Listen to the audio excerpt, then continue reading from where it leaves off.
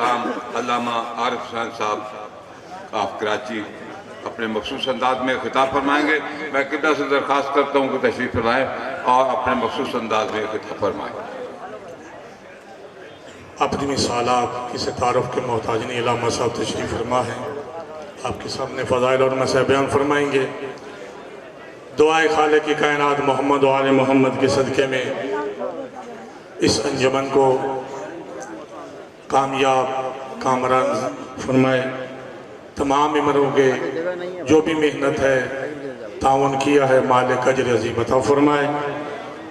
جو مومنین مولا حسین کے غم میں رونے والے اس دنیا میں نہیں ہیں, مالک ان کے درجات بلند فرمائے.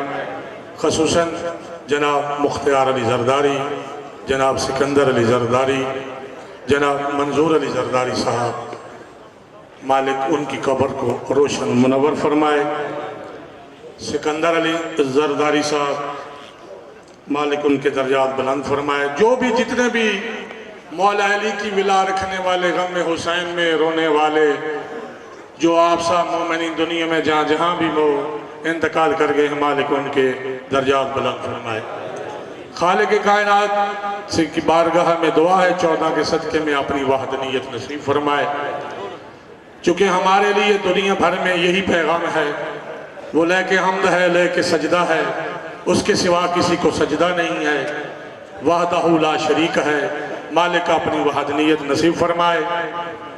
پاک نبی کی رسالت نصیب فرمائے, علی بادشاہ کی ولایت نصیب فرمائے. اللہ تعالیٰ 14 معصومین کے صدقے میں ہمارے گناہ معاف فرمائے اور ہم سب کو نیک عمل کرنے کی توفیق عطا فرمائے.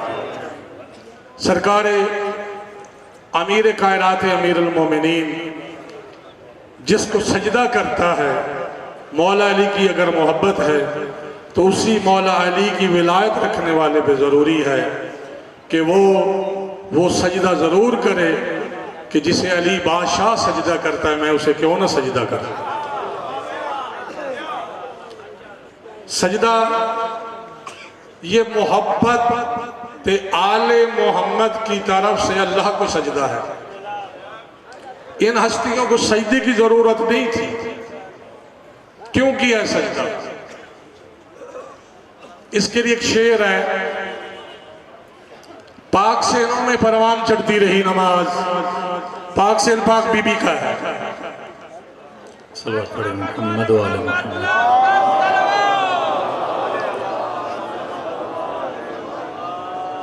شہدائے ملت جعفریہ کو یاد کرتے ہوئے, اپنے مرحومین کو یاد کرتے ہوئے, بانیان مجلس کے مرحومین کو یاد کرتے ہوئے ایک مرتبہ سورہ فاتحہ. بسم اللہ الرحمن الرحیم.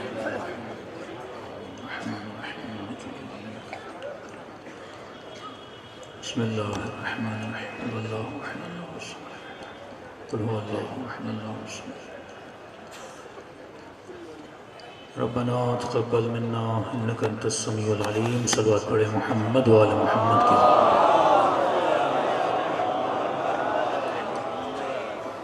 بسم اللہ الرحمن الرحیم.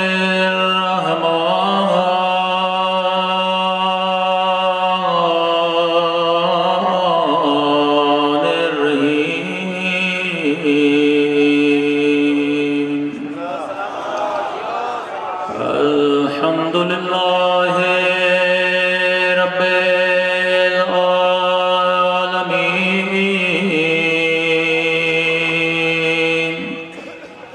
الحمد للہ کما هو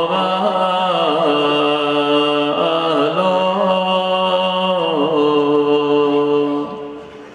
الصلاة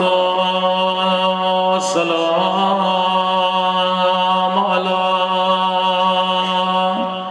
سيد المرسلين وخاتم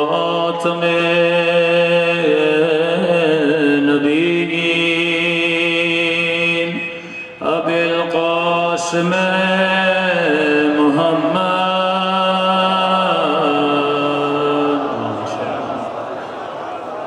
وعلى آله الطيبين الطاهرين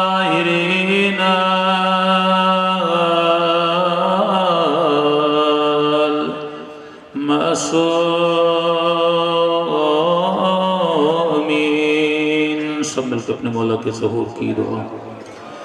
اللہم کل ولیک حجت ابن الحسن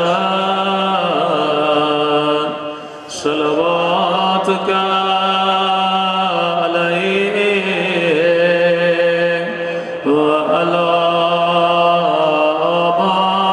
آبائه فی هذه الساعة وفي كل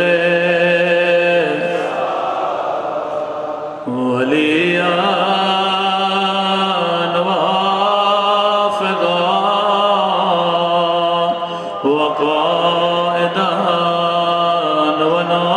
وناصرا ودليلا وعينا حتى تسكنه أرضك طوعا وتمتعه فيها طويلا برحمتك يا أرحم الراحمين. صلوات پڑھیں محمد.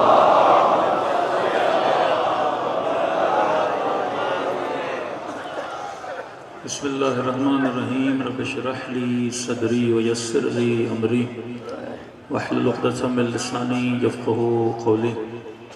اما بعد فقد قال سبحانہ وتعالی فی محکم کتابہ بسم اللہ الرحمن الرحیم وما خلقت الجن والانس الا لیعبدون. صلوات پڑھے محمد وعلی محمد.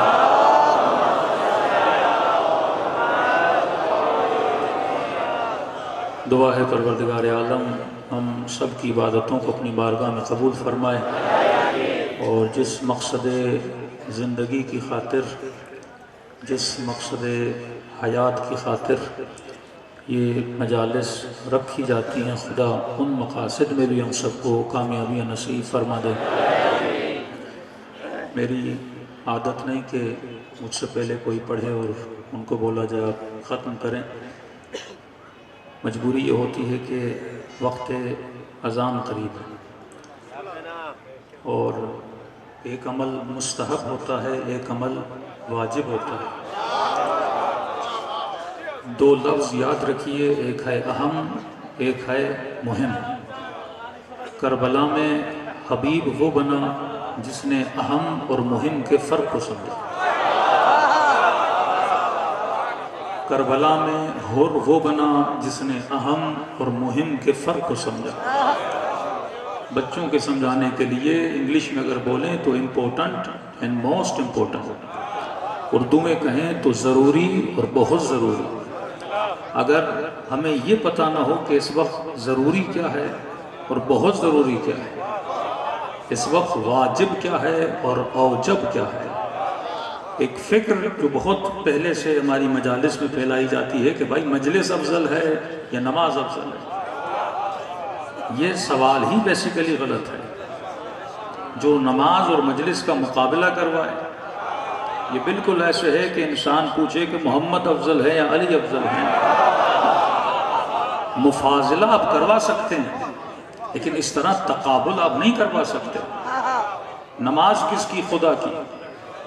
مجلس کس کی؟ حسین کی. حسین کس کے؟ محمد کے. محمد کس کا؟ خدا کا. تو ذکر حسین بھی ذکر خدا ہے اور ذکر خدا بھی دراصل ذکر حسین ابن علی ہے. لیکن فرق کو سمجھنا ہے کہ میں نے کس وقت کیا کرنا ہے. اللہ کی بھی اطاعت واجب ہے, ماں باپ کی بھی اطاعت واجب ہے. اس کو اس طرح میں سمجھاؤں, اگر آج مجلس میں کوئی یہ سوال کرے کہ مولانا ماں باپ افضل ہیں یا اللہ افضل ہے, تو آپ کیا جواب دیں گے؟ اللہ افضل ہے. اب بندہ مصلی پہ کھڑا ہوا اور اس نے نیت کی کہ مثلا 2 رکعت صبح کی نماز پڑھتا ہوں واجب قربتاً اللہ، نماز کس کی؟ اللہ کی۔ اب اس نے کہا اللہ اکبر، جیسے نماز شروع کی، ایک کمرے میں اس کی بوڑھی ماں، گھر میں کوئی اور خیال کرنے والا نہیں، اور بوڑھی ماں نے ایک مرتبہ آواز دی، میرے لال مجھے پیاس لگی ہے، پانی کا گلاس پلا دے۔ بندہ حالت نماز میں ہے۔ اب سوال یہ کیا جائے کہ اللہ افضل ہے یا ماں افضل ہے؟ حکم شریعت یہ ہے کہ دوبارہ ماں اسے آواز دے، بیٹا میں پیاس سے مر رہی ہوں، مجھے ایک گلاس پانی کا پلا دے۔ تیسری بار آواز دے کہ بیٹا مجھے پانی پلا دے۔ حکم ہے کہ نماز کو توڑو گے اور ماں کی آواز پر لبیک کہو گے۔ اب یہاں پہ 5 منٹ کے لیے بتائیے کہ اللہ افضل ہے یا ماں افضل ہے؟ جب افضل خدا ہے تو ماں کے کہنے پر خدا کی نماز کو کیوں توڑا جا رہا ہے؟ جب افضل اللہ ہے تو ماں کے کہنے پہ ذکر خدا کو کیوں روکا جا رہا ہے؟ سوال یہ ہے کہ میں ذکر خدا کو اس لیے نہیں روک رہا کہ ماں خدا سے افضل ہے، افضل تو خدا ہی ہے، کیونکہ اسی خدا نے حکم دیا کہ اگر ماں بلائے تو میرے ذکر کو چھوڑ دینا۔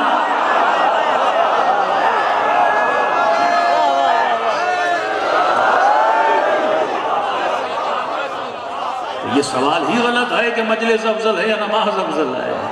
سوال یہ ہے اگر خدا کہے گا تو مجلس کو جاری رکھیں گے، اگر خدا کہے گا کہ اذان کی آواز آئے، اور ایک لفظ شیعہ اذانوں میں ہے، اہل سنت کی اذانوں میں نہیں ہے۔ کون سا لفظ ہے؟ حی علی الصلاۃ، وہ بھی کہتے ہیں حی علی الصلاۃ، حی علی الفلاح، وہ بھی کہتے ہیں حی علی الفلاح۔ ایک لفظ ہے حی علی خیر العمل۔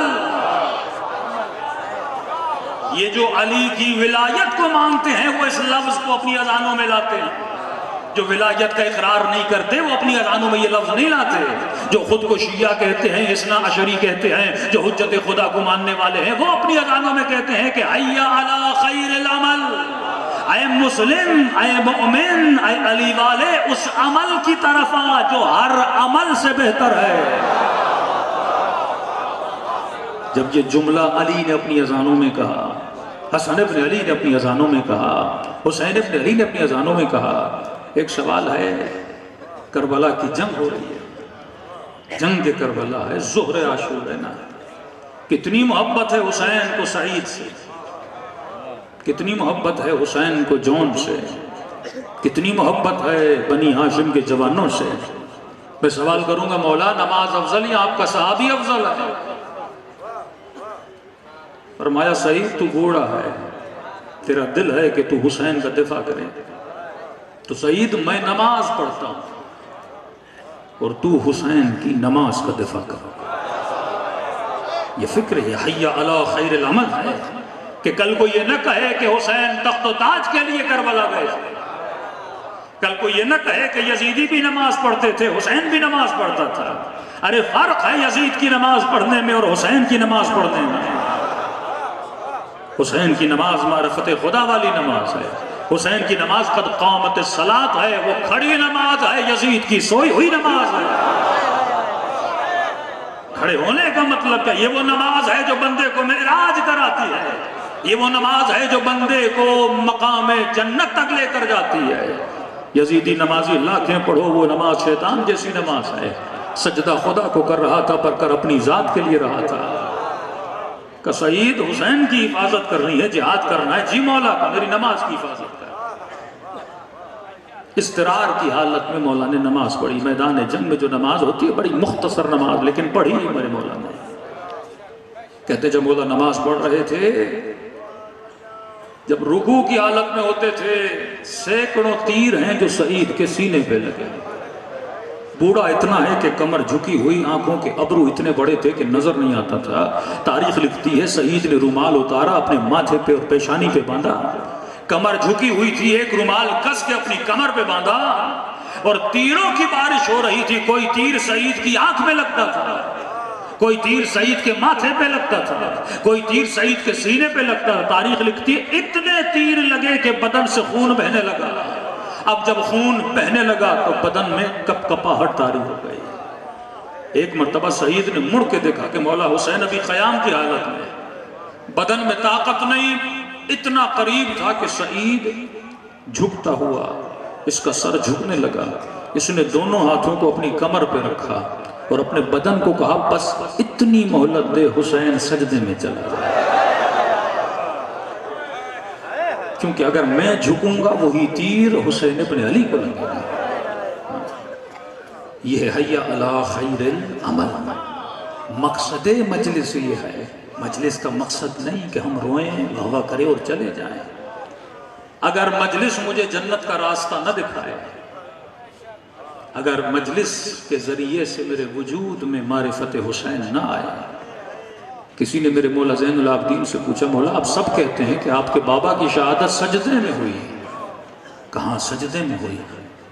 کہ مولا دوسری طرف آپ کہتے ہیں کہ اتنے زخم تھے بدن پہ کہ مشہور جملہ ہے کہ حسین اور حسن کے بدن میں فرق یہ تھا، حسن کے بدن پر تیر تھے اور حسین کا بدن تیروں پر تھا۔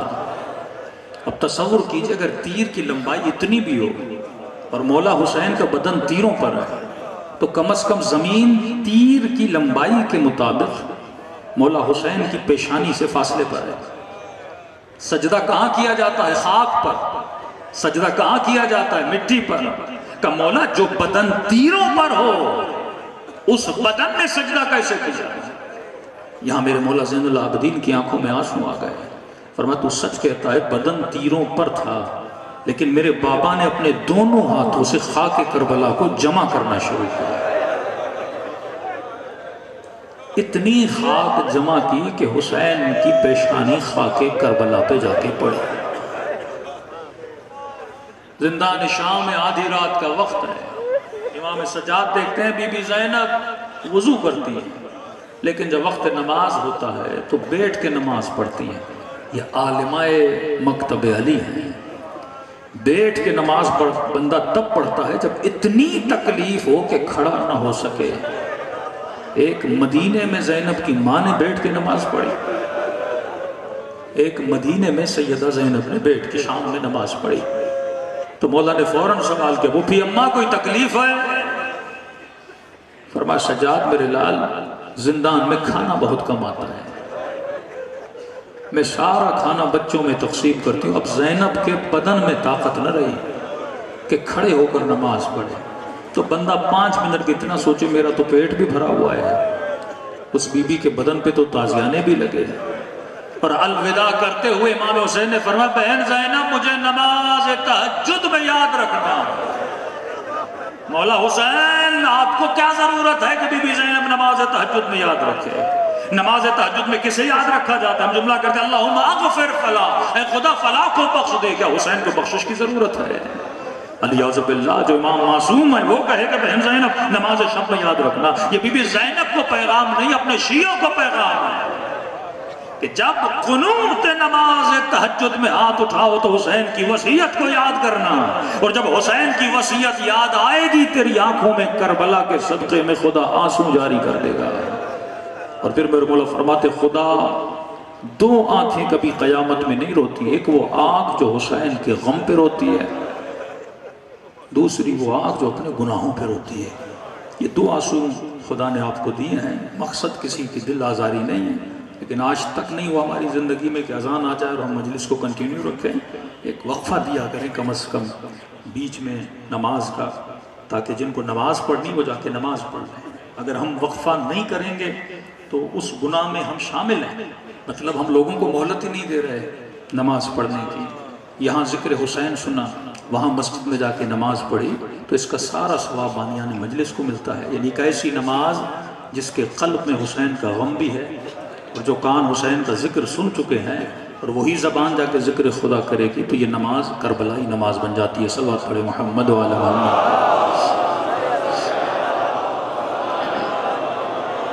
باقی خدا ذاکر ہو، عالم ہو، سب کی توفیقات میں اضافہ فرمائے۔ یہاں سب ذکر کرنے آتے ہیں، تھوڑی بہت در علی سے، در حسین سے خیرات لینے آتے ہیں۔ خدا اس ذکر کو اپنی بارگاہ عالی میں قبول فرمائے۔ اور بالاخص بانیان مجلس کی محنتوں کو، کاوشوں کو سال ہا سال یہ جلسے ہو رہے ہیں، خدا ان کی توفیقات میں بھی اضافہ فرمائے اور ہم سب کو قبر و قیامت میں مولا حسین کی شفاعت نصیب فرمائے۔ صلوات پڑھے محمد و آل محمد۔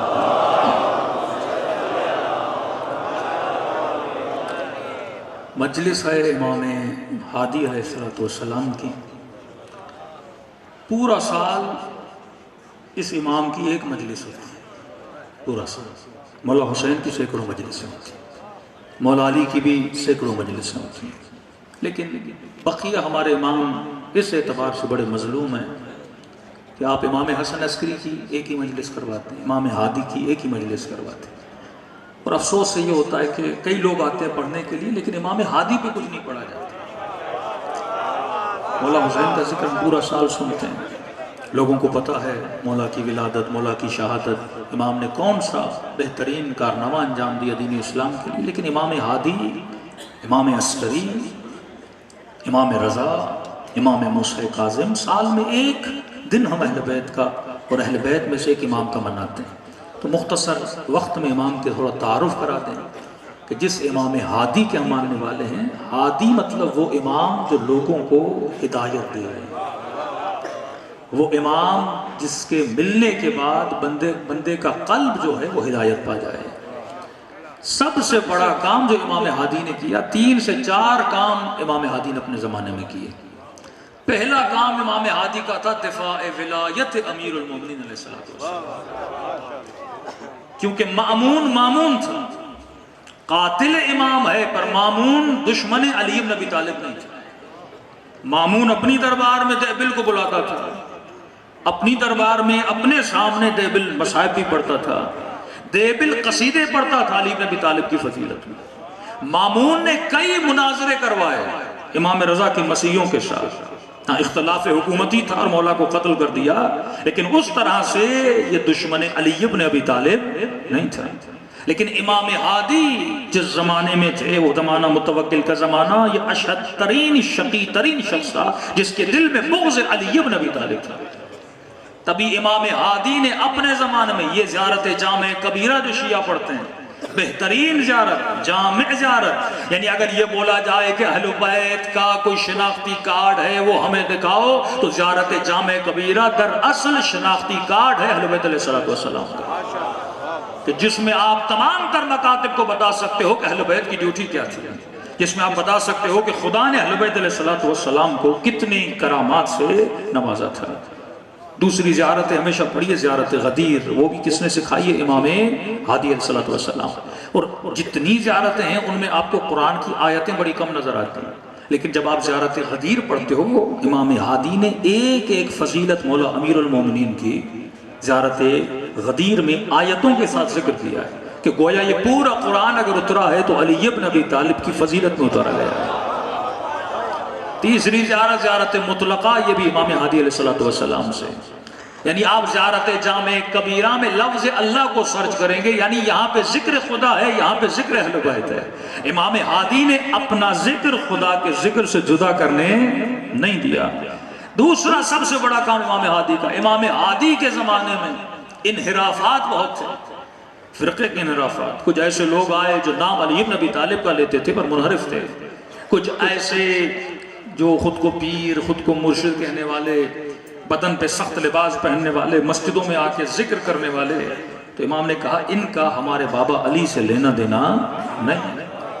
جس کو طریقت بولا جاتا ہے، امام نے کہا جو شریعت والا ہے وہ اہل بیت والا ہے، جو طریقت والا ہے وہ اہل بیت والا نہیں۔ طریقت اور شریعت میں فرق ہے۔ مثلا آپ ترکی چلے جائیں گے، وہاں پہ لوگ ذکر علی بن ابی طالب کرتے ہیں، اور ذکر علی کرتے کرتے وہ رقص بھی کرتے ہیں، ذکر علی کرتے کرتے دھمال بھی ڈالتے ہیں، ذکر علی کرتے کرتے مختلف نغمے بھی پڑھتے ہیں۔ امام نے ان کی سخت مذمت کی کہ علی کا ذکر ایسے کرو جیسے علی کی اولاد علی کا ذکر کرتی ہے، علی کا ذکر ایسے کرو جیسے حسین ابن علی نے علی کا ذکر کیا، علی کا ذکر ایسے کرو جیسے میں امام ہادی اپنے بابا علی کا ذکر کرتا ہوں۔ تمہیں ذکر بھی کرنا ہے تو شریعت کے دائرے میں کرنا ہے، طریقت کے دائرے میں نہیں کرنا۔ طریقت کا مطلب کیا؟ طریق عربی میں کہتے ہیں راستے کو، شریعت اللہ کا بتایا ہوا راستہ، طریقت مندوں کا بنایا ہوا راستہ. مطلب میں کہوں مجھے مولا علی کا ذکر کرنا ہے پر مجھے رقص میں کرنا ہے, مجھے مزہ آتا ہے. جیسے بعض لوگ رقص کر کے ترکی میں آپ دیکھتے ہیں مولا علی کا کیا کرتے ہیں, ذکر کرتے ہیں. تو امام نے فرمایا نہیں, تجھے شریعت کی راہوں پہ چلنا ہے, طریقت کی راہوں پہ نہیں چلنا. دوسرا مقابلہ امام ہادی نے. تیسری منزل اور تیسری مشکل امام ہادی کے لیے تھی کہ امام ہادی چھٹے امام کی طرح ان کو اجازت نہیں تھی شاگرد بنانے کی. آپ کے چھٹے امام امام جعفر صادق علیہ السلام 4000 شاگرد ہیں امام جعفر صادق, جن میں سے امام ابو حنیفہ معروف ترین شاگرد ہے کہ جو کہے لولا سنتان لہلک نعمان, اگر 2 سال نہ ہوتے تو نعمان ہلاک ہو جاتا. استاد یہ کہے نا, یہ شان اور فضیلت اہل بیت علیہ السلام, یعنی اہل سنت کا امام یہ بولے اگر شیعوں کا امام نہ ہوتا تو میں ہلاک ہو جاتا. 2 سال صرف امام کی خدمت میں پڑھا اور امام بن گئے نا. اتنا مقام ان کو اس معاشرے نے دیا. تعلیم کہاں سے لی؟ 4000 شاگرد امام جعفر صادق. لیکن آپ کے امام ہادی کو وقت نہیں تھا کتنے شاگرد, اجازت ہی نہیں تھی شاگرد بنانے کی. 2 امام, امام ہادی امام حسن عسکری عسکر میں رہتے تھے. عسکر کہتے ہیں فوجی چھاونی, کینٹ کو بولا جاتا ہے, یعنی فوجی حصار میں رہتے تھے. نہ درس کی اجازت ہے, نہ تدریس کی اجازت ہے, نہ شاگرد بنانے کی اجازت ہے. تو مولا تبلیغ کیسے کرتے؟ ایک امام جس کے 4000 شاگرد.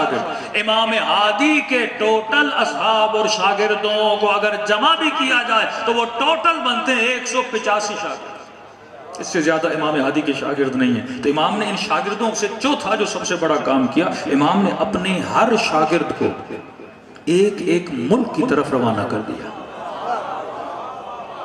مشہور شاگردوں میں سے ایک شاگرد امام ہادی کا, آپ ایران جاتے ہیں, تہران جاتے ہیں, وہاں پہ شہر رے جاتے ہیں, عبدالعظیم حسنی امام ہادی کے شاگردوں میں سے ایک شاگرد ہے. انہوں نے شہر رے میں آ کے تبلیغ کی اور وہاں پہ شیعت کا بیج بویا. جہاں سے شیعت بڑھی, جن کا پیچھا کیا گیا اور ان کو بڑی اذیتوں کا شکار کیا گیا. جب انہوں نے اتنا بڑا کارنامہ دکھایا تو امام ہادی ان کی فضیلت میں فرماتے ہیں کہ جس نے شہر رے میں عبدالعظیم حسنی کی زیارت کی گویا اس نے میرے جد حسین ابن علی کی زیارت کی. اتنا بڑا مقام خدا نے عبدالعظیم حسنی کو عطا کیا. یہ کن کے شاگرد ہیں؟ امام ہادی کے شاگرد ہیں. پھر آپ قم جاتے ہیں, علی ابن مہدیار مولا کے دوسرے نمائندے جن کو احواز میں بھیجا. احواز یعنی وہ علاقہ جو ایران کا عرب علاقہ ہے, احواز میں بھیجا اور ان کو کہا کہ جا کر مکتب اہل بیت کی کیا کر, تبلیغ کر. قم میں علی ابن ابراہیم بہت بڑا نام ہے, ان کو کہا کہ جا کر تبلیغ کر. یعنی امام نے صرف شاگرد نہیں بنائے, شاگرد بنانے کے ساتھ ساتھ امام نے سپاہی بھی بنایا. ایک مرتبہ آپ شاگرد ہو مکتب علی کے, لیکن آپ سپاہی نہیں ہو. شاگرد ہونا اور سپاہی ہونے میں بڑا فرق ہے. شاگرد آتا ہے, کلاس اٹینڈ کر کے چلا جاتا ہے. سپاہی وہ ہے جو کلاس بھی اٹینڈ کرتا ہے اور فرامین اہل بیت کا دفاع بھی کرتا ہے. یہ تیسرا کام جو امام ہادی نے کیا. چوتھا کام سب سے مشکل ترین کام, کیونکہ 254 میں امام ہادی کی شہادت ہے, 55 میں امام زمانہ کی ولادت ہے. یعنی حجت خدا 12ویں امام میں اور امام ہادی کی شہادت میں 1 سال کا فاصلہ ہے. امام ہادی نے اپنے زمانے میں حجت خدا کا تعارف کروایا کہ مختلف لوگ ملنے آتے تھے اور ان کو سکھاتے تھے, فضائل حجت خدا کو بیان کرتے تھے. کہ ملتا امام حسن عسکری علیہ السلام کے زمانے میں قم سے 2 عالم آئے اور مولا کو کہنے لگے جتنے قم کے شیعہ تھے ان کا خمس لے کر میرے 11ویں امام کے زمانے میں آئے. تعارف اہل بیت کس طرح کراتے تھے؟ کہتے تھے ہمیں پتہ نہیں تھا کہ امام کے گھر میں کسی بچے کی ولادت بھی ہو چکی ہے, لیکن جب جاتے تھے مولا کی گود میں 5 سال کا بچہ ہوتا تھا. اب یہ نہیں پتا یہ بچہ کس کا ہے. مولا کے تشریف لے کر جاتے تھے, سوال جواب کرتے تھے. لیکن عجیب منظر تھا, جب اس دفعہ گئے تو ہم نے کیا دیکھا, 11ویں امام کی گود میں 5 سال کا بچہ ہے. کہتے ہیں ہم خمس لے کر کے مولا یہ فلاں گاؤں سے, مولا یہ فلاں شیعہ نے نذرانہ دیا, مولا یہ فلاں شیعہ کا خمس ہے. خمس ہم نے رکھا کہ ہمیشہ امام ہم سے خمس لیتے تھے, لیکن اس وقت امام نے بچے کو اشارہ کیا کہ تو جا کے قم کے آئے ہوئے مومنوں کا خمس لو. کہتا ہے 5 سال کا بچہ آگے بڑھا, اور اس نے خود بتانا شروع کیا یہ جو گٹھڑی ہے یہ فلاں مومن نے بھیجی ہے، یہ جو گٹھڑی ہے یہ فلاں مومن نے بھیجی ہے، کہ سب کچھ لیتے گئے، کچھ کا دیا ہوا پیسہ امام نے واپس کیا، کہ ان کو جا کر یہ مال واپس دینا اور کہنا اگلی بار بھیجنا ہے تو حلال کی کمائی سے بھیجا کریں۔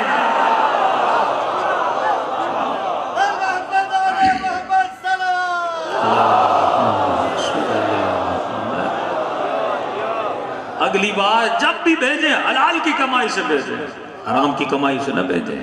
اور کہتا ہے میں سب کچھ لایا تھا، ایک بوڑھی خاتون نے مجھے کچھ سکے دیے تھے کہ یہ میری طرف سے امام کو جا کے میرا خمس دینا۔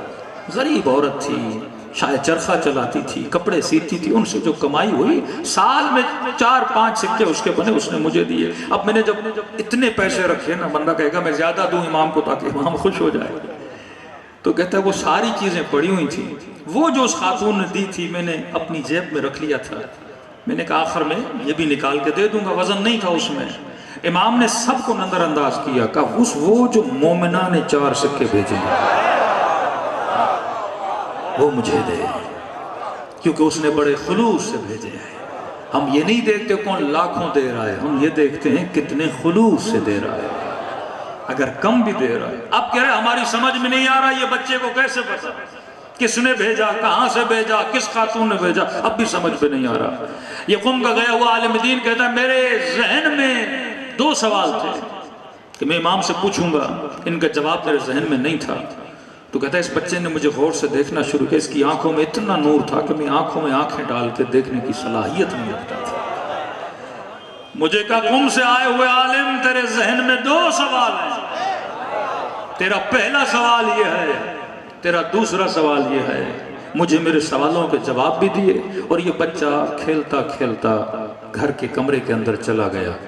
میں نے فوراً امام سے پوچھا کہ مولا یہ بچہ کون ہے جسے یہ بھی پتا ہے کہ مال کہاں سے آیا ہے، جسے یہ بھی پتا ہے 5 سال کا بچہ، اور اتنے علمی سوال میرے، اس نے ان کا بھی جواب دے دیا۔ میرے 11ویں امام نے کہا 12ویں کو دیکھ بھی رہے ہو اور پہچان بھی نہیں۔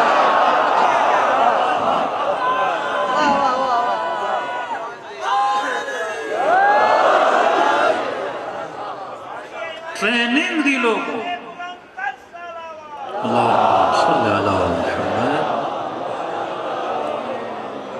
پھر کبھی شیعہ ملنے جاتے تھے امام ہادی، کبھی پردے کے باہر آ کر بات کرتے تھے، کبھی شیعہ ملنے آئے اپنے ہی گھر میں مولا پردہ لگا دیتے تھے۔ لوگوں نے سوال کیا مولا آپ کبھی پردے کے باہر بات کرتے ہیں، کبھی پردے کے اندر، ایک نئی چیز آج تک ہم نے نہیں دیکھی، کہ ہم تجھے عادت دلا رہے ہیں اگلا امام پردے والا امام ہے، وہ پردے غیب والا امام ہے۔ خدا را زیارت جامعہ کبیرہ پڑھیں، اس کا بڑا ثواب ہے، اس میں بڑی فضیلتیں ہیں جو اہل بیت علیہ الصلوۃ والسلام نے بتائی ہیں۔ دوسری چیز امام ہادی کی جو اس زمانے میں مشہور تھی کہ لقب ہے ہادی وسجیتکم الکرم، یعنی اتنے کریم تھے، صرف اپنوں کے لیے نہیں غیروں کے لیے۔ اس زمانے میں ایک مسیحی تھا، نام ہے یوسف ابن ابراہیم، اس کو متوکل نے بلا۔ اب متوکل جس کو بھی بلاتا تھا کم سے کم اس کی سزا یہ تھی بندے کو 4-5 سال جیل میں ڈال دیتا تھا، یا بلاتا نہیں تھا یا بلاتا تھا تو بندے کو جیل میں ڈال دیتا۔ یہ ملا امام ہادی کے ایک شیعہ سے، کہنے لگا مجھے متوکل بلا رہا ہے، کہ ہم کیا کریں گا، تجھے پتا ہے کتنا بڑا ظالم ہے، اگر ہو سکے تو میں تیرے امام کے لیے 100 درہم نظر کے نکالوں، کہ میرے امام کے نظر کے لیے، مسیحی ہے، کرسچن ہے، کہ مشہور ہے جو بھی ان کی نظر کرتا ہے وہ مصیبتوں سے بچ جاتا ہے،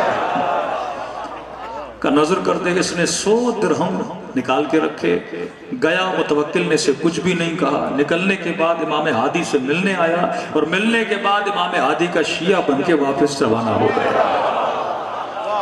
یہاں تک کہ خود متوکل کے لیے مشہور ہے کہ متوکل کی پیٹھ میں ایک زخم ہوا کہ کئی مہینوں تک وہ اپنی پیٹھ پہ سو نہیں پاتا تھا، کئی مہینوں تک، ایک ایسا زخم کہ پیٹھ رکھے تو متوکل کو تکلیف ہو۔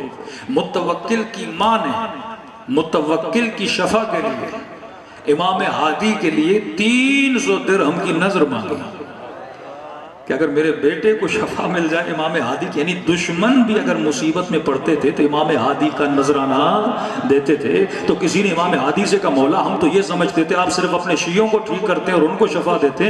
امام نے کہا ہم صرف شیعوں کو نہیں، جو بھی ہمارا نذرانہ دیتا ہے ہم اسے شفا عطا کر دیتے ہیں.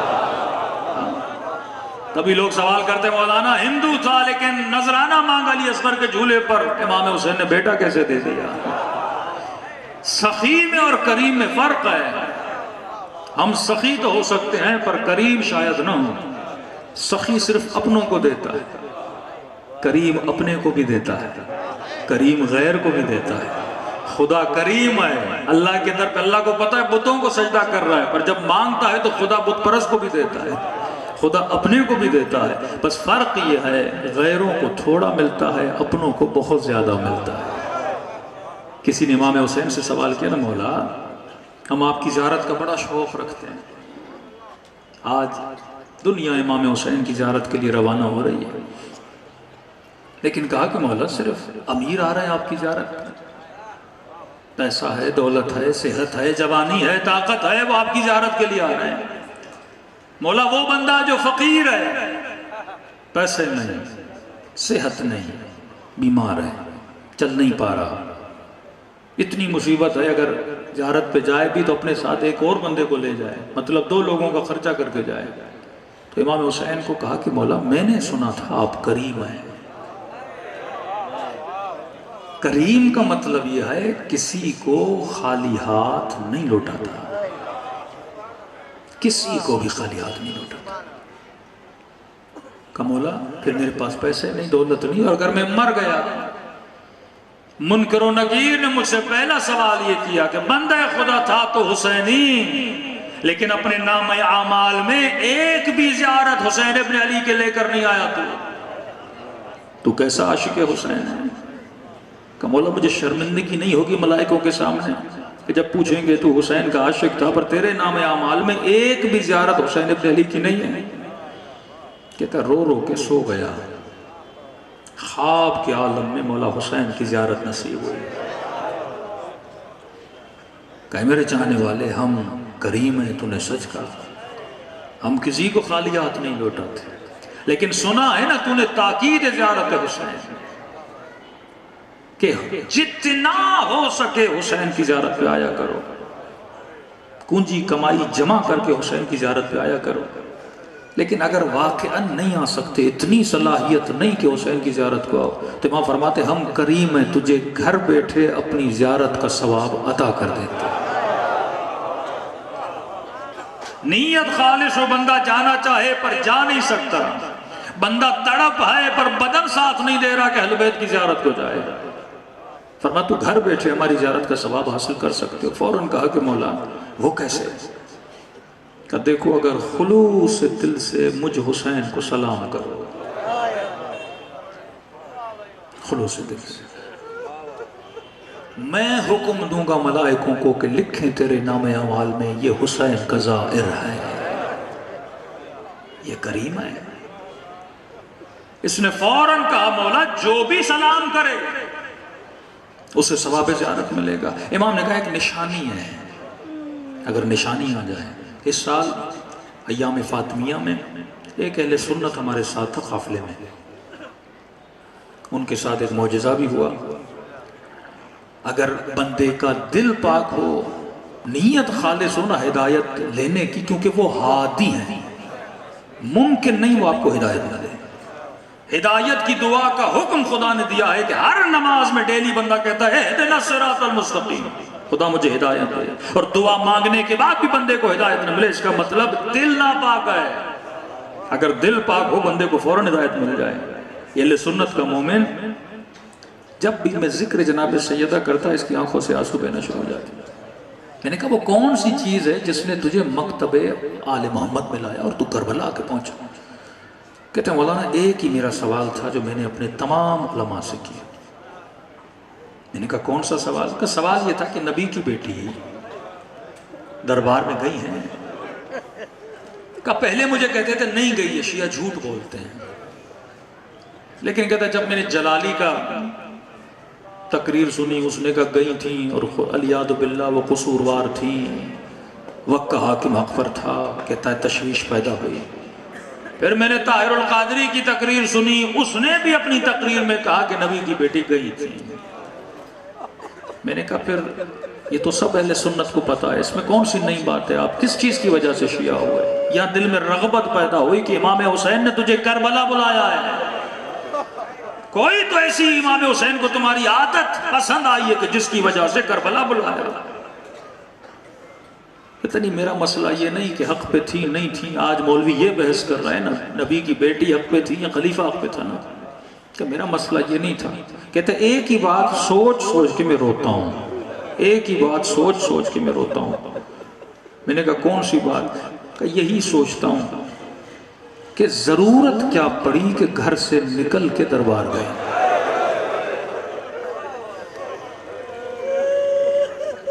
اگر پتا چل چکا تھا یہ کچھ مانگ رہی ہے تو بلایا کیوں گیا؟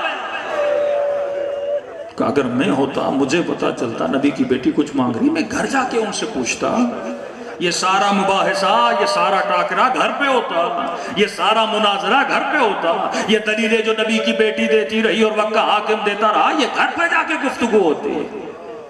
امت کے رسول کی بیٹی، ضرورت کیا پڑی کہ وہ چل کے گھر پر گئی؟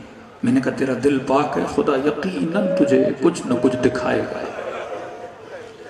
یہ قافلہ سامرہ گیا، یہ مومن جب سامرہ سے لوٹا اس کی کیفیت الگ تھی، آنکھیں لال سرخ، ہمارے کمرے میں آیا تو آنکھوں سے آنسو بہ رہے۔ میں نے کہا کیا ہوا ہے؟ کہتا ہے مولا ہادی کی قبر کی زیارت کی سامرہ، امام حسن عسکری کی زیارت کی، بی بی حکیمہ خاتون کی زیارت کی، بی بی نرجس خاتون کی زیارت کی، نیچے مجھے کسی شیعہ نے کہا نیچے سرداب ہے، کہ سرداب میں کیا ہے؟ کہ یہاں حجت خدا پردہ غیب میں چلے گئے تھے، یہ گھر نہیں اہل بیت کا قید خانہ ہے۔ کہتا میں نیچے گیا، ایک بورڈ لگا تھا جہاں پہ زیارت پڑھی جاتی ہے۔ کہتے مولانا جب میں نے زیارت حجت خدا کی پڑھنا شروع کی نا، امام حسین کے جملے پر آؤں گا، اس نے کہا کیسے پتا چلے مولا کہ مجھے ثواب زیارت حسین ملا؟ کہتا جیسے میں نے زیارت پڑھنا شروع کی، اچانک میرے دل میں کھچاؤ پیدا ہوا کہ جیسے کوئی مجھے اپنی طرف بلا رہا ہے، آوازیں دے رہا ہے۔ اور کہتا ہے میں کھینچتا اس پتلی گلی سے چلتا چلتا جا کے میں اس جالی تک پہنچا جہاں کے لیے مشہور ہے کہ یہاں سے امام زمانہ پردہ غیب میں گئے تھے۔ کہتا اس جالی کو دیکھنا تھا، میری آنکھوں سے آنسو رکنے کا نام نہیں لے رہے تھے، جیسے کسی نے میرے دل کو کھول دیا ہو، جیسے صدیوں سے میں کسی سے بچھڑا تھا اس سے مل چکا ہوں، جیسے صدیوں سے مجھے کسی کی تلاش تھی اللہ نے آج مجھے عطا کر دیا ہے۔ کہتا جب میں نے جالی پہ ہاتھ رکھا نا، مجھے ایسے لگا کہ جالی نرم ہو چکی ہے اور اندر سے دو ہاتھوں نے میرے ہاتھوں کو تھاما۔ کہتا 2 گھنٹے تک میں اپنے آپ میں نہیں تھا، اور اندر ہی اندر میں دل کر رہا تھا کہ میں یہ دعا پڑھوں جو آپ اپنی مجلس کے شروع میں پڑھتے ہیں، اللہم کن لولیک الحجت ابن الحسن۔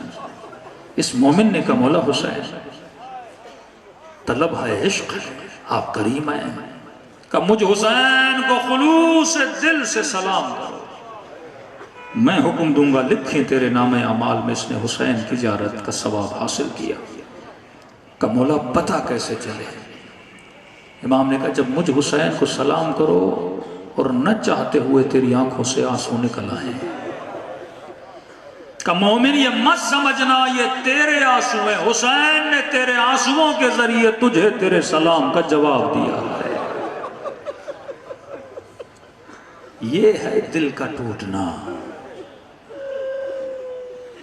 کتنے مومن کربلا گئے، کہتے مولانا ہم مولا حسین کے حرم میں جانے سے پہلے اذن دخول پڑھتے ہیں۔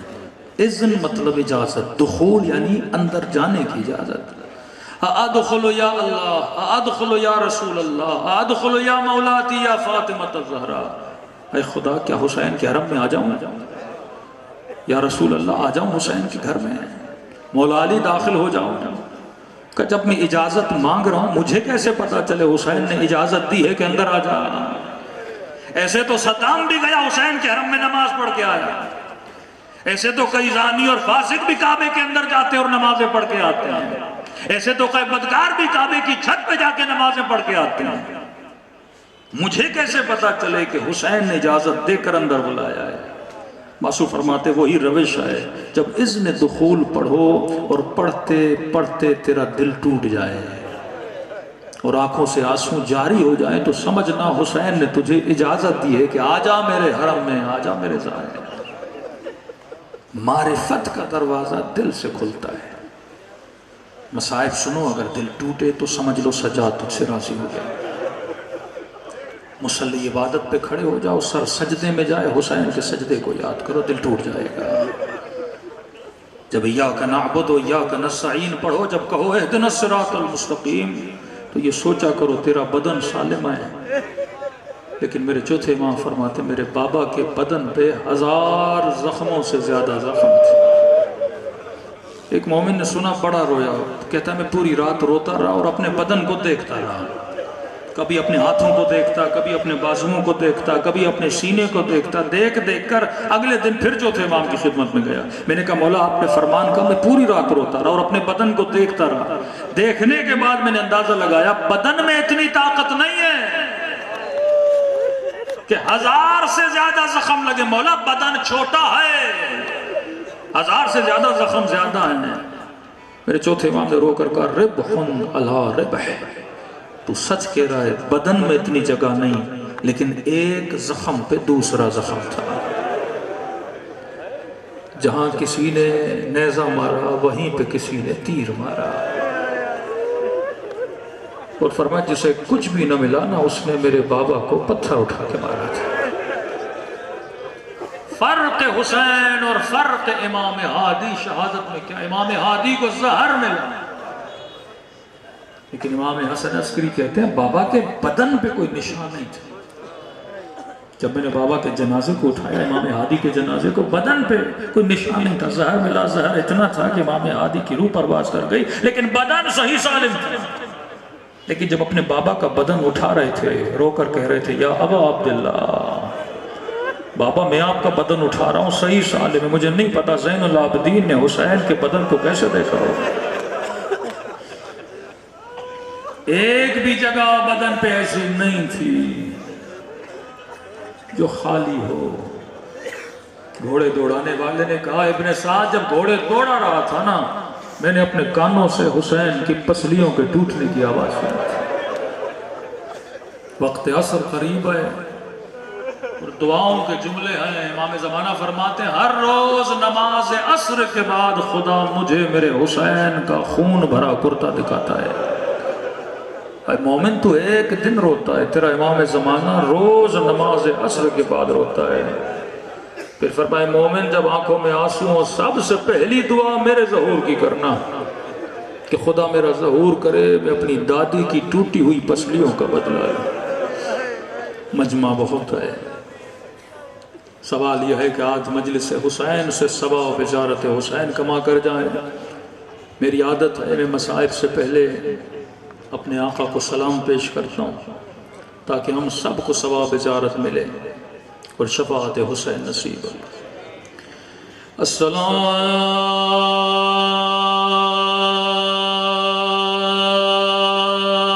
علی الحسین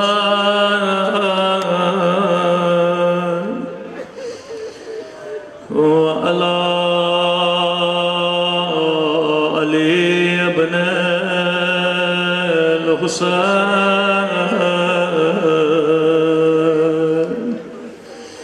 وعلی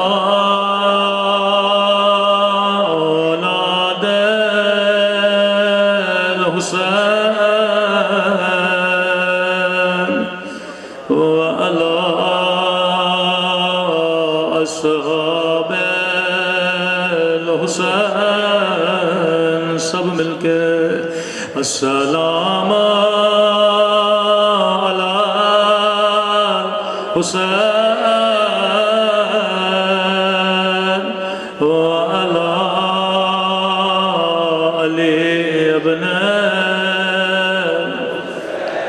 حسین کی صدا بلند ہو علی اولاد الحسین وعلی اصحاب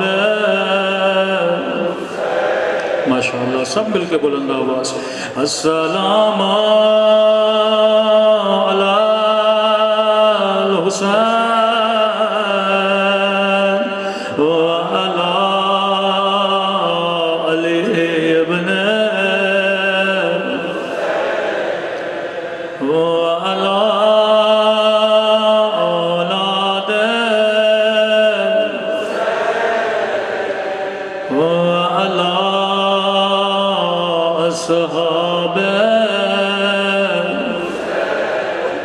میرا سلام ہو زینب کی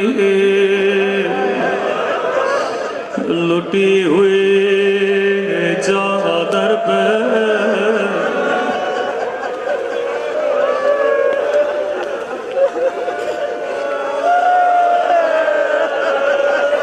یہ سلام میرے سلام نہیں امام زمانہ کے سلام آپ نے ہر نوع خاں کو سنا ہوگا لیکن کبھی کبھی امام مہدی کا نوحہ بھی سنا کرو زیارت ناہیہ امام زمانہ کا نوحہ ہے وہ مصیبتیں یاد کی ہیں مصیبتیں تو سینکڑوں ہیں لیکن جس کو امام یاد کر کے روئے مطلب اس مصیبت نے خون رلایا ہے فرمایا میرا سلام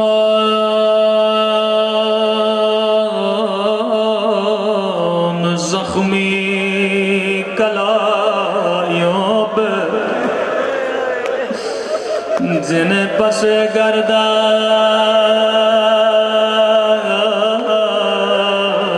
باندھ گیا تھا قدیمی مومنوں سمجھ گئے یہ کس کی کلائیاں ہے بی بی زینب کو تادی آنے لگے لیکن امام نے وہ یاد نہیں کیا ظالم نے نو کے نیزہ سے مارا لیکن امام نے وہ منظر یاد نہ کیا بلکہ فرمایا میرا سلام ہو ان زخمی کلائیوں پہ جنہیں پس گردان باندھ گیا تھا میں نے بڑا سوچا اس مصیبت میں ایسا کیا ہے کہ امام زمانہ خون رو رہے ہیں جب یہ روایت میرے نظروں سے گزری راوی کہتا ہے 11 محرم کو زینب اونٹ سے ایسے گری جیسے عباس گرے تھے شاید کوئی مومن کا مولانا عباس کے تو بازو سلامت نہیں تھے زینب کے تو بازو سلامت تھے میں نے کہا جواب میں نہیں دوں گا امام زمانہ حجت خدا فرماتے ہیں میرا سلام ہو میری ان پٹھیوں پہ جن کے ہاتھوں کو ان کی گردنوں سے باندھ گیا تھا زینب ایسے گری جیسے عباس گرا تھا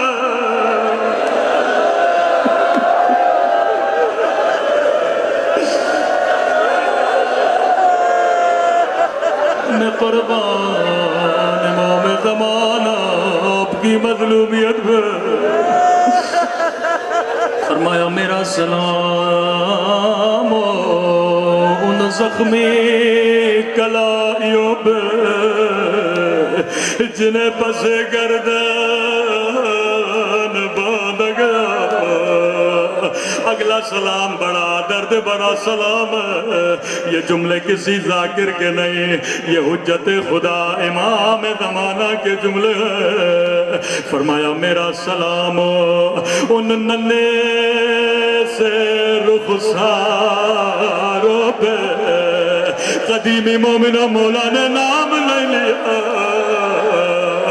میرا سلام ان ننے سے رخساروں پہ جن کا رنگ بدلتا رہا، یہ نہیں کا رنگ بدل گیا بلکہ بدلتا رہا، کبھی شمر کے تماچوں نے رنگ نیلا کیا، کبھی ظالم کے تماچوں نے رنگ کالا کیا۔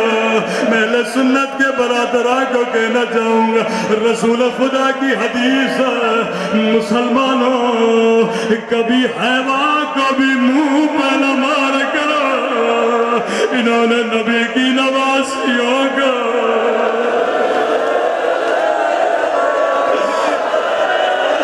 میں قربان امام زمانہ آپ کی مظلومیت میں،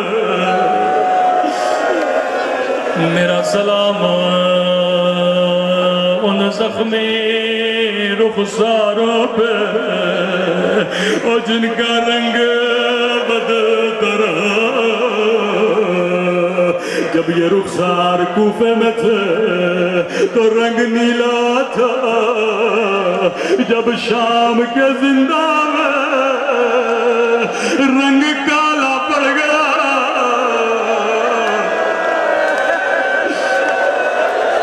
میں قربان امام زمانہ آپ کی مظلومیت میں، میں ہمیشہ ایک جملہ کہتا ہوں، اگر مدینے کی گلی میں قسم کھا کے یہ جملہ کہتا ہوں، مجھے خدا کی قسم ہے، اگر مدینے کی گلی میں ظالم وہ تماچا نہ مارتا، کبھی کربلا میں سکینہ کو تماچے نہ مارے جاتے، مگر مدینے میں نبی کی بیٹی کے دروازے کو آگ نہ لگائی جاتے،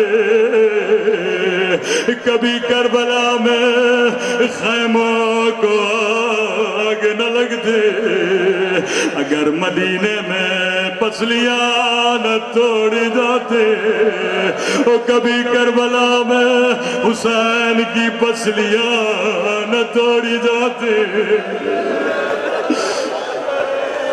اگر مدینے میں نبی کی بیٹی کو دربار میں نہ بلایا جاتا، کبھی شام کے بازار میں علی کی بیٹی کو نہ بلایا جاتا، ساری مصیبتوں کا آغاز مدینے سے ہوا۔ فرمایا میرا سلام ان زخمی کلائیوں پہ جنہیں پسے گردن باندھ گیا، میرا سلام ان ننے سے رخساروں پہ جن کا رنگ بدلتا رہا۔ بس آخری سلام اور زحمت کو تمام کروں، یہ سب سے سخت سلام ہے۔ فرمایا میرا سلام ان پھٹے ہوئے ہونٹوں پہ، قدیمی مومنو سمجھنا تیرا کام ہے، میرا سلام ان زخمی ہونٹوں پہ اور جن پہ ظالم چھڑی مار رہا تھا، یہ وہی ہونٹ ہے جن پہ نبی بوسہ دیا کرتے تھے، وہ جنہیں زہرا چوما کرتی تھی. میں کہوں گا امام زمانہ ہاتھوں کو جوڑ کے عرض کروں مولا 3 سلام آپ نے کیے, ایک سلام میں بھی کرنا چاہوں گا. مولا آپ نے کہا آپ کا سلام ان زخمی ہونٹوں پہ اور جن پہ ظالم چھڑی مار رہا تھا. میں کہوں میرا سلام ان ننھی سی آنکھوں پہ جو یہ منظر دیکھ رہی تھی. وہ اللہ کسی بچی کو بابا کی کٹی گردن نہ دکھائے, رو کے فریادیں کرتی رہی او نہ مار نہ مار میرا پیاسا بابا, میرا غریب الوطن بابا, او میرا 3 دن کا تھکا ہوا بابا.